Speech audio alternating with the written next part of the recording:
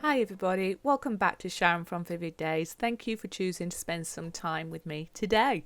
Today is all about moulds. I've seen this never-ending calendar mould and it caught my eye. It's quite an expensive mould from Amazon, but it's definitely one that has great potential. I'll put all the links to my products in my description.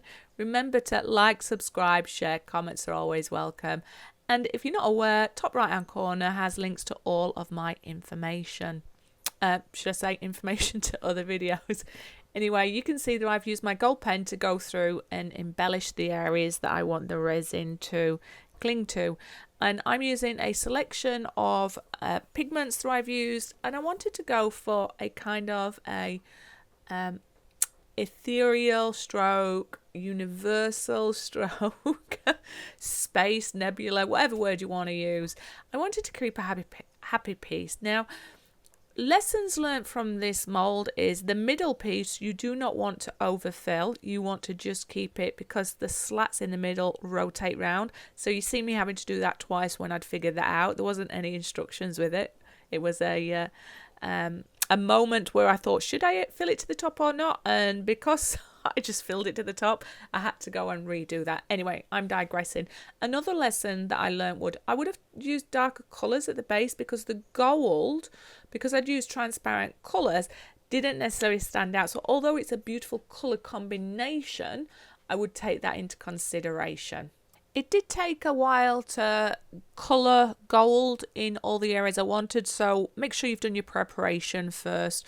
Work in a well-ventilated area, use all the safety precautions. This one took about 300 mils of resin.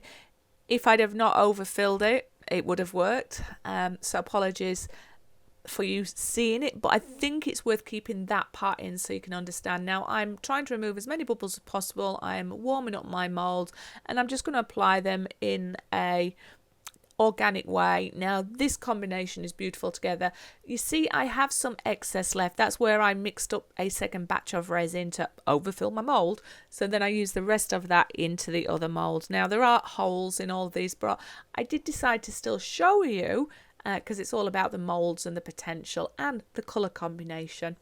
Most of this video is going to be fairly straightforward, so you're not going to hear me talking through that, but I just want to say a shout out to my members. Thank you for helping me keep sharing content, and thank you to each and every subscriber.